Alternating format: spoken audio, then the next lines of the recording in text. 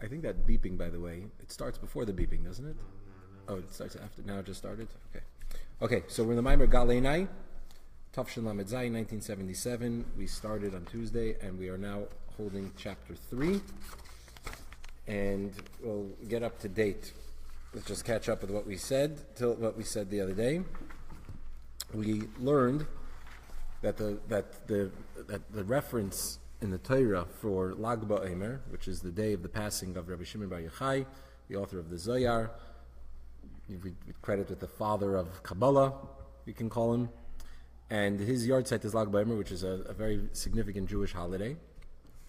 And the reference to it in the Torah, even though obviously we know that Lag BaOmer occurred, Rabbi Shimon Bar Yochai lived 1,300 years roughly after the giving of the Torah at Mount Sinai, after the canonization of the Torah, including all the Chumash and Tehillim. This pasuk Gal Einai is a pasuk from Tehillim, which was written long before Rabbi Shimon Bar Yochai lived. But all events, everything is alluded to in the Torah, and the common question by Chazal is, where do we find an allusion, a hint to these later events in the Torah? So we find in Chassidus, Rebbe Marash says in one of his Mamorim that the pasuk Gal Einai v'abita neflois m'Torah is a reference to Lag BaOmer, because the word Gal, which means to unveil, Gal backwards is Lamed Gimel is Lag BaOmer. He doesn't just come out and say that's the reference. He bases it on something the Alter Rebbe writes in a Maimer. The Alter Rebbe says that Eid Hagal Hazeh is a reference to Lag BaOmer, and based on this, Eid Hagal Hazeh is talking about Yaakov Avinu, when Jacob was running away from his father-in-law Lavan, and Lavan chased him down, and they met up, and Yaakov built piled up stones, made a pile of stones, which is called a gal, a mound of stones, and they made a treaty between them that they won't cross that border, that boundary, that mound for harm, to harm each other, but they would cross over for business, for good things, but not for maybe for a family reunion, but not for anything dangerous. And so Lavan says, Eid Hagal Hazeh, this mound is a witness to the treaty that we're making. So that word Gal, which is different than this word Gal, they're spelled the same way, Gimel Lamed. Here it means uncover, there it means a mountain, a mound, and but both of them, the word Gal alludes to Lamed Gimel to Lag BaOmer. So Rebbe Marash says, if the Alter Rebbe could say that Gal Eid Hagal Hazeh is a reference to Lag BaOmer, we can also apply that further and say that Gal Einai is a reference to Lag BaOmer. Now, what's interesting is, so first of all, because we don't, certainly in when we talk Jewish mysticism, you don't just start making up, connecting dots that might not be there. There has to be a tradition, has to be rooted in something. And so the Rebbe Marash, not wanting to just come up with something new, roots it in what the Alter Rebbe said. But what's strange is that the between the two verses, which one would seem to have more of a connection to Lag BaOmer would be the later one, the second one, the one that Rebbe Marash brings, Gal Einai. That verse talks about opening your eyes to reveal the wonders of the Torah. Rashbi opened up our eyes to the wonders of the Torah, to Jewish mysticism, to the deeper secrets of Torah. So that one seems to be an obvious connection. Yet, it's only, the Rebbe says, since everything in Torah is significant, so it's not just that the Rebbe Marash didn't want to just come up with an unprecedented allusion in the Torah, but it's only through the first connection to Lag BaOmer, which is Eid Hagal Hazeh. After that, we can build on it and get to Gal Einai also being a reference to Lag BaOmer, which we'll get to it towards the end of the Maimer. We'll talk about how that happens, how one leads to the other. But then, we first went on to explain why Lag BaOmer is connected to the pasuk Gal Einai v'abita neflois m'Torah. So we said that Lag BaOmer, which is the day of Rabbi Shimon Bar Yochai's passing, Rabbi Shimon Bar Yochai taught the secrets of Torah throughout his life. But on the last day of his life, on Lag BaOmer, the last day, the day that he would pass away, he taught some of the deepest secrets. He said things that the Chilna, that Milagalis, things that he was afraid to reveal his whole life. So deep were the secrets that he revealed on his last day that they were the previous ones, of the rest of his life, earlier in his life, are pale in comparison to those secrets. He also wanted them to be revealed by evidenced by the fact that he instructs Reb Abba before he's about to start teaching these secrets that he had previously been afraid to teach. He tells his student Reb Abba to write them down, to record them. We know once you write something down, you can't ever take it back. It's out there, it's in the public domain. And so there was a special instruction for him to write to reveal these teachings. Since the day of somebody's passing, all of his life's work is magnified, is highlighted on that day. So you can say that the Lag BaOmer, not only is Lag BaOmer significant in that it was the day that he revealed some of the deepest secrets, but also everything that he revealed throughout his lifetime is magnified, is highlighted on this day of Lag BaOmer. Is taken to a whole new level, as we explained the other day. Now, in addition to that, and being that the anniversary of his passing reoccurs every year, so it's sort of we relive that experience. But aside for that, Lag BaOmer is referred to in Chassidus. Lag BaOmer is referred to in Chassidus as the Matan Torah of Pnimius HaTorah, the giving of the hidden aspect of Torah, the hidden dimension of Torah. Now, we've explained, and we studied this in the last class, that there's only one giving of the Torah. Mount Sinai was one event, and never to be duplicated, replicated. Every part of Torah was given to us at Sinai through Moses. And that will never happen again. Even the teachings of Mashiach that are referred to in the verse as Torah Chadasha, new teachings, are also all given to Moshe at Sinai. But what we mean that it was the giving, it means really the revelation of it. That who revealed the hidden aspects of Torah, that is attributed to Rabbi Shimon Bar Yochai. Now, since though we call it the Matan Torah, we know that Matan Torah happens every year, all over again, as if it happened the first time. So Lag BaOmer is a day of renewal of this idea of the giving of the Pnimius HaTorah, of hidden part of Torah. Now, this idea of Gal Einai then, open my eyes or uncover my eyes, and I can see the neflois of your Torah, is an obvious, appropriate verse to allude to Lag BaOmer, since Lag BaOmer, and every year, again on Lag BaOmer, we have this revelation of Pnimius HaTorah, of the hidden aspect of Torah. And the pasuk of Gal Einai is a reference to Pnimius HaTorah. And before we go into chapter 3, we're going to learn note 15. Where how do we see in this verse, open my eyes and I'll see the wonders of the Torah? How is this a reference to Pnimius HaTorah, to the hidden dimension of Torah? So the Rebbe says, because it says Nifla'os Shebetorah. Don't, not that I will perceive your Torah, but I will see the wonders of your Torah. Now, Nifla'os, wonders, wonders means something that's removed, something that's beyond you. That's why we call it a wonder, because it's not something that we can fully appreciate and understand. It's something that's beyond us. But specifically, the word neflois can also apply to Pnimius HaTorah, to the aspect of Torah. Now, before we go inside to note 15 and move on to chapter 3, I just want to say, especially for those watching on Facebook, it gets a little clunky when we talk about Nigla and Chassidus, or Nigla and Pnimius HaTorah, the hidden aspect of Torah and the revealed aspect, or the Nigla would be the exoteric, the revealed part of Torah, and Chassidus or Pnimius HaTorah is the hidden part, and those translations don't necessarily mean that much beyond even the Hebrew, the way we say them in the Hebrew. So let me just define them quickly, and then we can just refer to them as Nigla and Chassidus or Nigla and Pnimius. All of Torah all of Jewish teachings and thought can be called Torah, categorized as Torah. Within Torah, you can have the written Torah, the Bible, and when we say Torah, it can also specifically be a reference to the 5 books of Moses.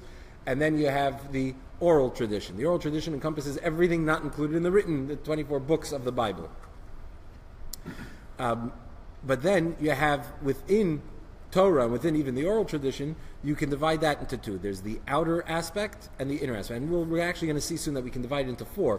But Nigla includes history, the legal aspect of Torah, the codification of the laws, or all the mitzvahs, all of Jewish custom and practice and ritual.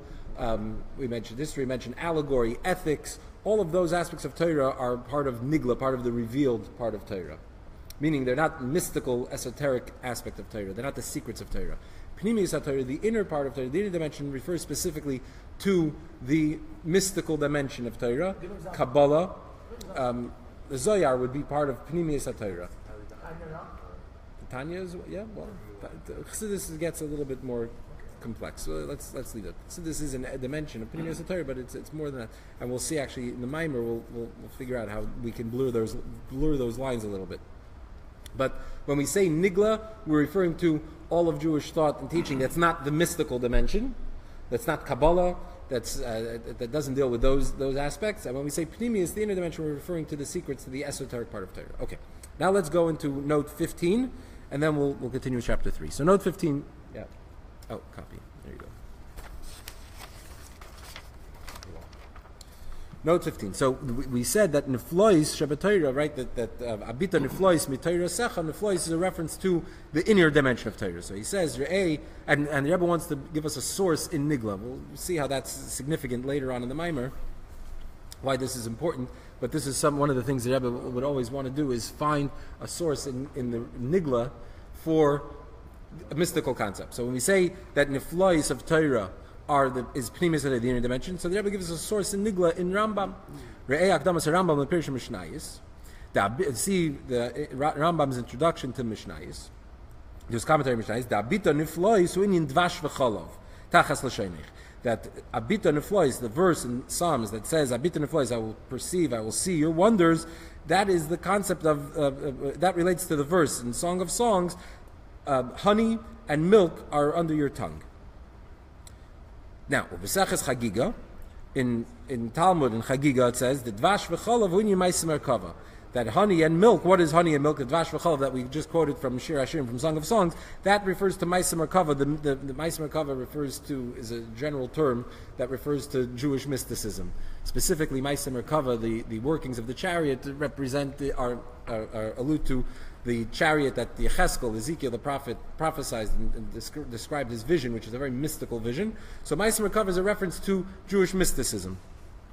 In the start, if you look down beneath the footnotes, the Rebbe addresses a question that if we're to open up all these sources, we'd have a strange question. The Tzemach Tzedek, in his commentary on this verse in Yal Oir, where he has a commentary on Tehillim, on Psalms, he quotes the Rambam that Dvash v'Cholav is Abita Neflois. We're trying to say that Neflois is Pnimius HaTorah, is the inner part of Torah.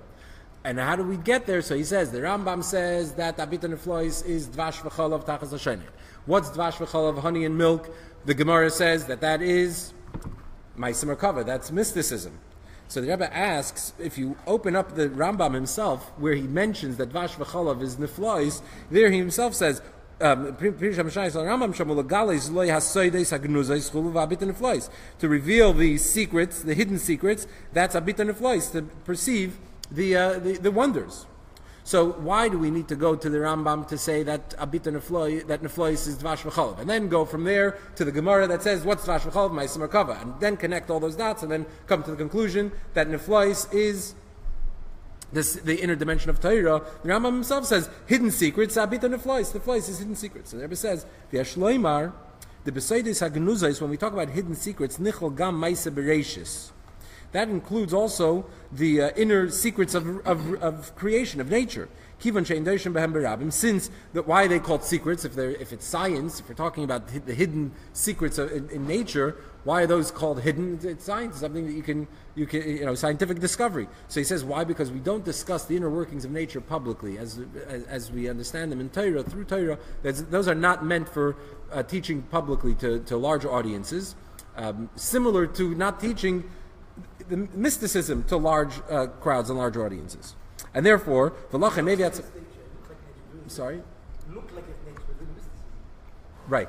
But so therefore, when we say the secrets, when the Rambam says secrets, we don't know what by secrets does he mean Ma'aser Merkava or Ma'aser Bereishis. Does he mean secrets of nature? Does he mean secrets of mysticism, of Torah? So therefore, maybe at Tzemach Tzedek, Rambam, no, they're two different things. The Neflois hu inyin Dvash v'Cholav shekoya Ma'aser Merkava. So therefore, the Tzemach Tzedek brings the Rambam that Neflois is Dvash v'Cholav, and then he has to rely on the Gemara that defines Dvash v'Cholav as mysticism. Okay, that's a little bit of.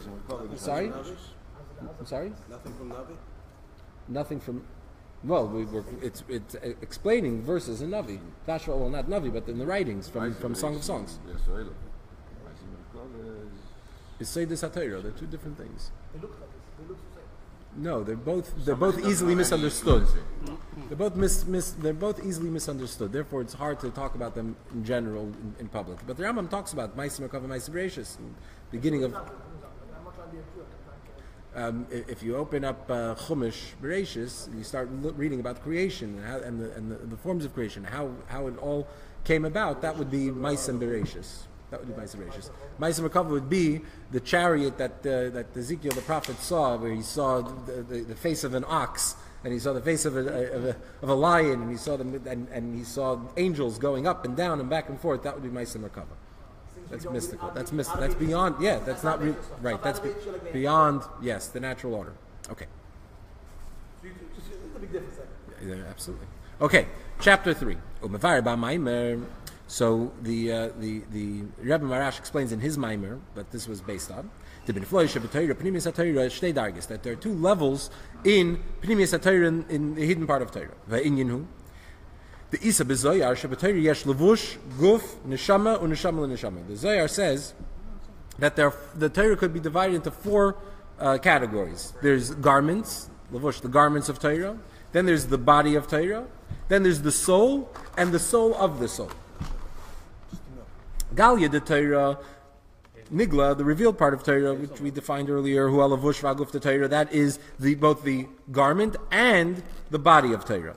Hasipurim de Torah lavush, the stories in Torah would be the lavush, the garment. V'halachas de Torah haguf, and the laws of Torah would be the body. So in Nigla you have a garment and a body. What's the difference? You say the body of Jew. What's the meat of Nigla is law, is Jewish practice. That's the body. The flesh. That's right. That's the flesh. So that would be the body. What is the garment? Would be the stories, the ethics, the history that serve partly, besides just being a historical account, also referred to are also metaphors through which we can understand different ideas and concepts. So just as you would, if you want to teach somebody something, so you give them, there's the lesson itself, there's whatever subject you want to teach them, and then there are the metaphors, the parables, and the things, and the stories, the anecdotes that you share with them in order to help them understand the concept. So that is really just a garment. It's just dressing up the idea in different terminology to make it easier to understand. So the stories of Torah, that's the garment in which we dress up the body, which is the laws in Torah. Okay. The soul of Torah, that's the inner part of Torah. Mysticism. Which is divided generally into 2 categories. Razin Deiraisa, the secrets of Torah. Sasim, what's hidden, and that's Nishmasa, that's the soul. Then Virazin Derazin, the secrets of the secrets, or as also it's referred to in Kabbalah as Stima, the Kol Stim, and the closed off, that's sealed, of most sealed, the most closed off, the secrets of the secrets, Nishmasa, Linishmasa, the soul of the soul. So this request of King David in Psalms, our verse of our Maimer here, to open my eyes, so I may see the niflois, the wonders of your Torah. Niflois, Lashon Rabim, wonders in the plural. He sheyira as shtei hadarges the niflois of Torah. Why does he say it in the plural? I want to see the wonders in plural because he's referring to wanting to see both dimensions of the inner part of Torah, both levels of the secrets. Razin, the secrets of Razin Dirazin, and the secrets of the secrets. So the Rebbe Marash explains what does this mean that you have the secrets and the secrets of the secrets. So he says like this: we know that the neshama there are 5 levels of the soul. The first 3 levels of the soul are actually in the body, and the last 2 levels, the higher 2 levels of the soul, are not in the body. The majority of your soul, the real core of your soul, doesn't even enter the body. It remains up in heaven. But it's your soul, but it's just beyond the body, the capacity to be in the body. It always remains up in heaven. Please elaborate. That's the elaboration. What do you mean? So the soul is made up of different parts, just like a body is made up of parts. The soul is made up of components. So you have different levels of the soul, different ways the soul, different dimensions of the soul's interaction with the body, with the conscious self. So you have 3 levels within the body, which is nefesh, ruach, and neshama, or as we call it here, naran. And then you have chaya and yechida, the 2 higher levels that remain beyond. So when we say the secrets of Torah, that's naran. That's the 3 levels that are within the body. Nishmasa, linishmasa, or here we're talking about the soul of Torah. So just as the body, a human has a soul, has the 3 dimensions of the soul that are within the body, and then you have the levels that are beyond. So in Pnimius HaTorah as well, the soul of Torah, within the body of Torah, you have the first dimension, the soul, and then you have Nishmasa, linishmasa, b'chinas chaya yechida. That's the higher level. Now the Rebbe says, "V'ulai yesh leimar." So perhaps we can say, "Shanyonim depnimis haTorah shegil Rashbi b'meshach kol yimei chayav," that the secrets of Torah that Rabbi Shimon Yochai was teaching throughout his lifetime, him bechinis nishmasa deraisa. That's the level of the soul of Torah. V'hanyonim shegila b'yom histal kusay, and the things that he revealed on the day of his passing on Lag BaOmer, him bechinis nishmasa l'nishmasa. That's secrets of secrets. This is the Rebbe's own, I think, innovative idea and observation that we can say that Rashbi, we can divide his lifetime of teaching mysticism into two. His whole life he taught the soul of Torah, and on the day of his passing he taught the soul of the soul, which also would explain what we mentioned in the last class. They did that he was afraid to reveal those other things that were so high that he couldn't reveal them, because as high as secret, as much of a secret as he was revealing throughout his life when he was teaching Kabbalah and mysticism, that was still related to our world. He wasn't fearful of revealing them. But the things that are so high, that's already it's a whole new level. And so the Rebbe says we could say that that was the soul of the soul that he revealed on Lag BaOmer. Let's take a look at 19, footnote 19. Why is it that all his life he would teach the soul, but at the end of his life, the last day, as he's about to pass away, he teaches the soul of the soul? Why suddenly at that day is he ready now to reveal it? So let's look at 19. One of the differences between the first three levels of the soul that are in the body and the higher levels that are not in the body is that the naran he'melubashim beguf. These three levels, nefesh, ruach, neshama, the three lower levels of the soul, are enclosed in the body. The two higher levels are beyond being enclosed within the body. So therefore, we can say the inyan ha'istalkos.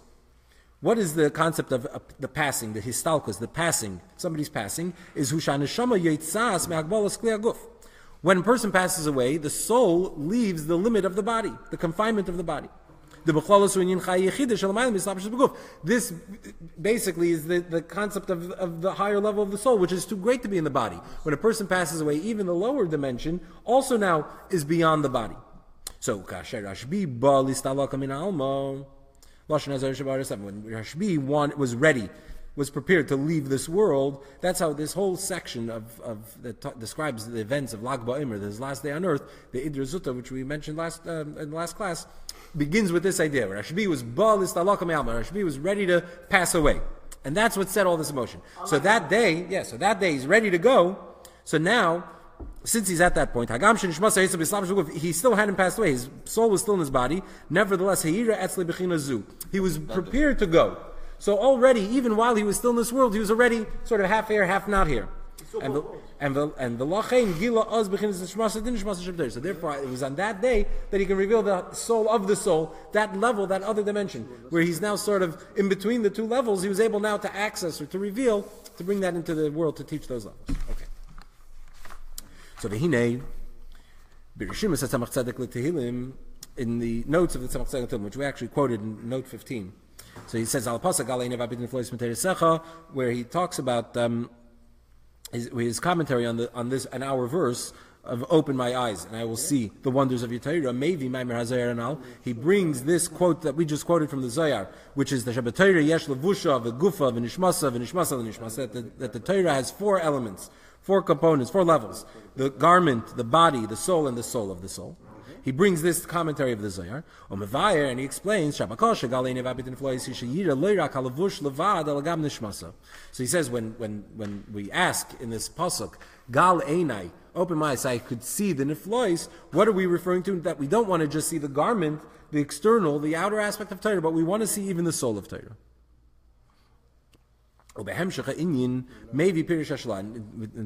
Continuing in this commentary, so the Tzemach Tzedek brings the commentary of the Shalah.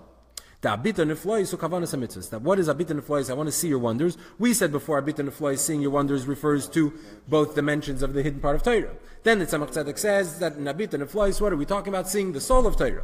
Then he says that what does the Shalah say? The Shalah says, what's Abita Neflois? I want to see the wonders, meaning the intention in mitzvahs. The devotion, the kavanah in mitzvah. So that will explain what the kavanah in mitzvah mean. But the kavanah, what does kavanah mean? Kavanah means intent. So you do something, and that no, not the reward. The kavanah is the intention. You do an act. You do something. Why do you do it? What's the intention? When you, I'm not asking you to give you the actual answer. I'm telling you there are reasons why you do it. You could do it for words, somebody else do it for something else, whatever. So you do anything that you do, there's the actual act, there's the doing of it. Right? You do somebody a favor, you give somebody a ride. Right? So you give somebody a lift, that was the act. Is the ride that you gave him. But why did you give him the ride? What was the intention? What was, not necessarily even an ulterior motive, it doesn't have to be something negative, but what was and not only what was the intention, or what was the agenda, but also what was the objective. Not only what was the objective, but what were the feelings? No. You have the matzah, you're eating the matzah. Why are you eating the matzah? The meaning behind the mitzvah. Also, what are the feelings that you bring to that act? So you could do something for somebody and really be excited about it, and be filled with, let's say, feelings of love. You could do something for somebody and be filled with feelings of contempt. You could do it all kinds of feelings. All that whole realm, your experience that's going on inside of you while you're doing an act, that would all go into the general category of kavanah. So the kavanah of mitzvah, that's what abita neflois means. Okay. This is Yiddish. Okay, and then after the Tzemach Tzedek brings this commentary from the Shalah that Habit Neflois refers to Kavanas HaMitzvahs, the intention of mitzvahs, Mamshech Levari, he then continues to explain Sheneflois Upnimis HaTorah, that what are Neflois, like we said earlier, that it's the hidden part of Torah, Nishmas HaDeiraisa, the soul of the Torah. So the Tzemach Tzedek starts by saying that Habit Neflois is that we want to see not just the garment but also the soul. Then he says that the Shalah says, what is Abita Neflois?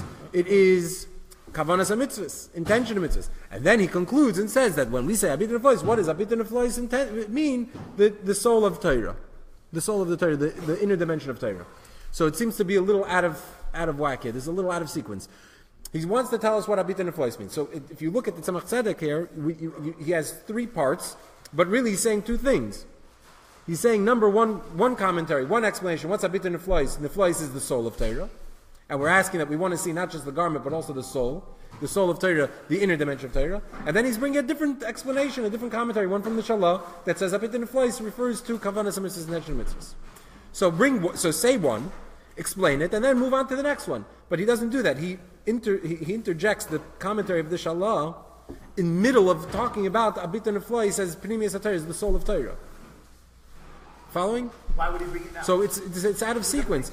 Especially, if we're talking two different commentaries, two different understandings of the meaning, or two different ways to understand it, and he's putting it right in the middle. It seems a little out of sequence. We already know from the opening chapter in the Maimer, the Rebbe's style, which is that everything in Torah is significant and meaningful, and that's why the Maimer we're going to get to eventually, seeing how this pasuk Einai we can only appreciate its connection to Lag B'Omer after understanding the connection of this seemingly unrelated pasuk of Eida Gal Hazeh. We're going to get there. We'll get there towards the end. But the point is, even the premise that if there are two commentaries and if one comes before the other, that's significant. It can tell us something. It can help us understand what it is that we're reading. So same thing here. The Rebbe is saying if the Tzemach Tzedek is putting it in a certain sequence, so obviously we're not. If we have a question, then we're not understanding it properly. So he's doing it for a purpose. He's trying to explain something to us. What's he trying to explain? It's significant. There's meaning, and it gives us a deeper understanding in what he's saying. So but first the question. We have to understand the first that Tzemach Tzedek should have finished this explanation of the Abita Neflois being the soul of Torah. And then afterwards, after he finishes that explanation, bring us the next one, which is the Pirush of the Shalah, that it's Kavanas HaMitzvah, the intention of mitzvah. The fact that the Tzemach Tzedek brings it in the middle of this explanation on that it's the soul of Torah, mashma, this implies means that this commentary of the Shalah, this meaning of Abita Neflois, that it refers to Kavanas HaMitzvahs, is negeya lebir v'havanas hapirush da Abita Neflois sheyir nishmas d'oraisa. It's necessary for understanding how Abita Neflois is the mystical part of Torah, seeing the mystical part of Torah. So it's not that they're two separate commentaries, one that has nothing to do with the other, just happen to be on the same words, and he's just bringing them both. But the fact that he positions it in this way, he brings it in this order, tells us that in order to fully comprehend that Abita Neflois means the secrets of Torah, the mystical dimension, we also need to understand what it means that it's Kavanas HaMitzvah, it's intention mitzvah. Somehow these two are related. Not only are they related, but it gives us a deeper understanding in what it means that we want to see the secrets of Torah. What the purpose of the request to see the purpose of Torah is. So that is what we need to say. How are we doing on time? Can we keep going? Oh, awesome. Okay. Chapter 4. So, sorry? Okay. So, Yuvan Zebahakti Mashakos of Gal Einai Gemish, we will understand it by prefacing what we explained in the Pasuk Gal Einai. Shemavakesh Makadosh Baruch Hu Yishiv Kachaseinav. We're asking God to open our eyes. Right? The Pasuk, open my eyes so I may see the secrets of your Torah. So, the L'chaira, Kivan Shasib L'zesh Al Derech HaRagel Ein Roimes and Inflays the Torah. It seemed that the reason, why can't you see the wonders of Torah, the secrets of Torah, is loy mitzat hachesaron da hakelim. It's not because of a problem with your eyesight, with your vision. It's because the wonders are hidden. But also, Rabbi, isn't it because we're distracted by a lot of nonsense? And Okay. And That's why we can't see some of the things that we can see. But as we're saying here, why can't you see the secrets of Torah? It's not because you can't see. It's not because there's something wrong with your eyesight, but because they're hidden. She'ahelim de bechinas nishmasa deiraisa u'mipnei shemilbeshes ba'gufta Torah gali the Torah. Shemaylam al neshama. Why we call them the secrets of Torah? Why are they called the secrets of Torah? Why is it the hidden part of Torah? Because it's hidden in the revealed part of Torah. So just as you have a soul, you can't see your soul because your soul is hidden, as it were, in your body, concealed. It's covered by the body. So the same thing. The secrets of Torah are concealed within the revealed part of Torah. V'halim de bechinas nishmasa l'nishmasa deraiso. Hulay shei melubeshes beis adavar shemaylam ala ela shemitzad atzma. Did I skip? No. Shemitzad atzma hi behelim helim shalamaylam igilei. And furthermore, not only is the soul hidden in the body, but when we talk about the soul of the soul, so that's already a whole nother level of concealment. So therefore, havalei levakesh HaKadosh Baruch Hu yigalas and it flows the Torah. So therefore, the request of God should be that He reveal the hidden parts of Torah. Umay bakasha gal einai. What is then the request that He open my eyes? Shakadosh Baruch Hu that He should open my eyes. What is He asking here? You have like this. So you have if I want to see you, but you go and hide behind the wall. So and I want to see you. So what do I ask? Open my eyes so I should see you? No. There's nothing wrong with my eyesight. I can't see through a wall. So I need you to come out from behind the wall, then I can see you. Or you knock down the wall. Either way, I have to remove the wall. So my request, if I want to see you, is to remove the barrier that's blocking, not to improve my eyesight. I could ask for X-ray vision. But that's different. Not having X-ray vision, it's not a flaw in your eyes. It's not that some people have better vision; they can see through walls. So if the secrets of Torah are hidden in the body, so how do you ask, open my eyes so you see them? You can't see them because they're hidden, not because you can't see, not because there's something wrong with your eyes. But the fact that it's open-tinted doesn't mean it's not accessible. True. It just means you have to use different search Oh, okay, true. But you can't ask to open my eyes. You have to use a different method. Take down the wall, not open my eyes. You're saying that metaphor isn't appropriate. It's not appropriate. But furthermore, the truth is that if I could see you, sometimes there's something that's blocking, that's preventing me from seeing you. But still, you're in the realm of discovery. I could theoretically see you where there's nothing interfering. So even though we're using an inappropriate term to ask for us to see what's hidden by saying open my eyes, but still at least my eyes should be able to perceive you. It's just that you're hidden. Okay, so I'm using it, maybe not the best term, but it's still... It's like shine a light on it, as opposed Yeah. to... Or give it Right. visibility. Right, but still it's something that would potentially be visible. But when we say neflois, includes not only the soul of the Torah, but the soul of the soul.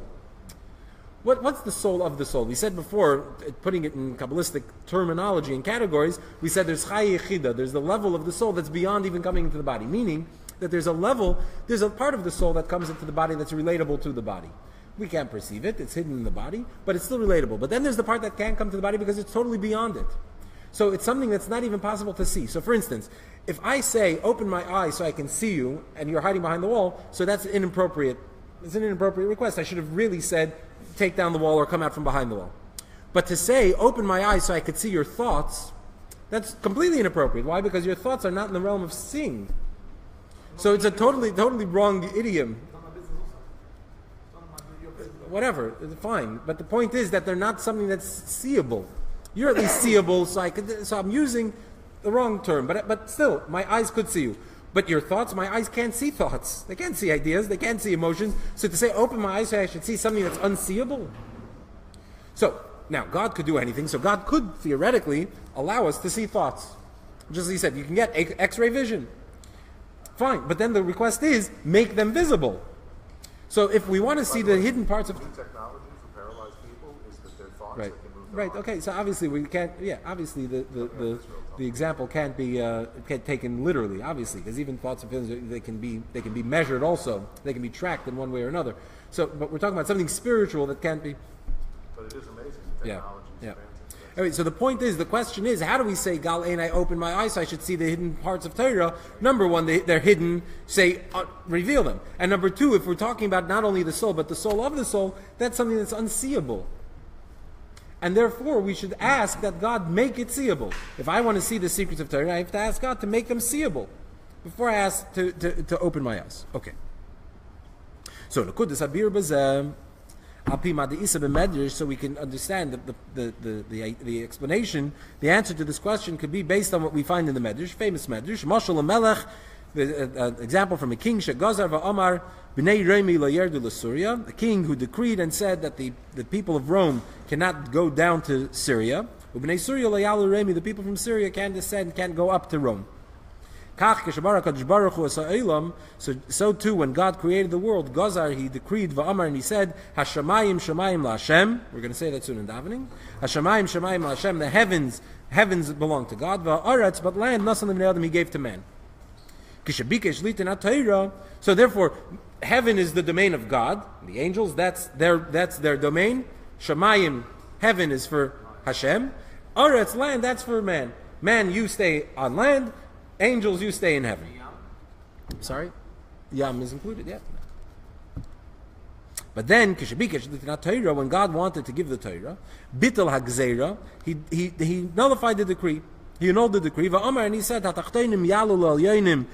that are down below will go up above. And those that are above will go down below. And I will begin. I'll be the first one. Shenemar, as it says, Vayered Havai al Har Sinai. It says God descended. When the description of Mount Sinai, it says that God descended, came down onto the mountain. That signifies heaven coming down to earth. Uksiv, and then afterwards it says Val Moshe Amar Alei Lavaya. Afterwards it says that God says to Moses, come up to God. So God is coming down from heaven to earth. Vayered, he descends onto the mountain, and then he says to man, to Moses, you come up, you ascend. So that's where that decree was now nullified. The travel ban was lifted, and now there's heaven coming down to earth and earth going up to heaven. So what time is it? So we have 5 minutes over here. Don't we have to stop now? 2 minutes. Okay. Before we explain, there's a question here. The Medrash says like this. It says. An example, it wants to tell us what happens at Mount Sinai. What was the new event, the radical achievement at Mount Sinai is that prior to Mount Sinai, prior to the giving of the Torah, heaven remained in heaven, earth remained on earth, and they didn't mix, they didn't mingle. And then, at the giving of the Torah, Mount Sinai, suddenly heaven and earth merge, or they connect. And now heaven can come down to earth can ascend, can go up to heaven. Earthlings. Creation, man can go up to heaven. So to explain it, the Medrash gives an example of a king who, the Medrash is part of the oral tradition that teaches the homiletical interpretation and understanding of Torah. So the Medrash says that the king decrees that the people from Rome that are above can't come down below. Reimus represents, it's discussed as Rome refers to Reimus, something that's beyond and above, higher. So that they can't come down to Syria. The people from Syria can't go up to Rome. Then he annuls the decree, and so too with Hashem. Hashem says that I'm annulling the decree, and now those that are below can come up above, and now what's above can come down below, and I'm going to take the first step. So if you look at the wording, when Hashem says we're now a new world order, we're now breaking the decree, what does he say is going to happen first? In the words of the Medrash, he says Hatachtoinim Yalu. those that are below will go up, and then it says that those that are above are going to come down. Earth will go up to heaven, heaven will come down to earth. But then how did it play out?